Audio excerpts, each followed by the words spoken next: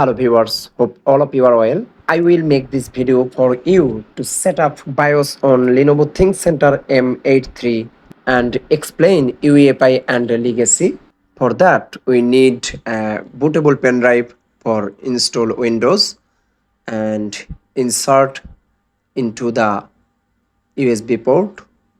Before inserting pen drive, must need to power up the PC and press the power button and pressing again and again F1. This piece is BIOS setup key F1 and other here you see you will press as per your model and go to the BIOS setup. So here we will go to startup and I need to go boot priority and here you see legacy first, but I know my hard disk partition style is GPT. For that I must need to set the boot on UEFI. Before setting BIOS you must need to know about your hard disk partition style.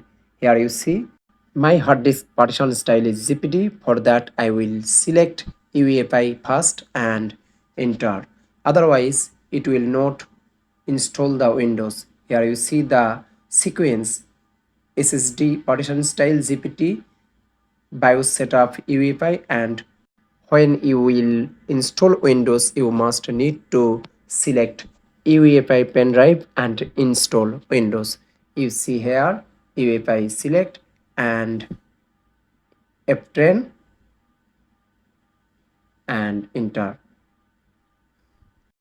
BIOS setup is complete and now I will press F12 for this PC and here you see the boot menu. This is SSD first one and second one is HDD and third one is pen drive. Here you see two sequence. First one is legacy and second is UEFI. My hard disk partition style is GPT. For that I will select UEFI for installing Windows. Otherwise it will not work. If you select this situation legacy, this Windows will not install.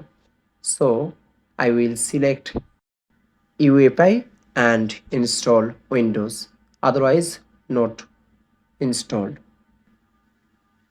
So I need to select UEFI and enter, and you will see the following instruction and install Windows.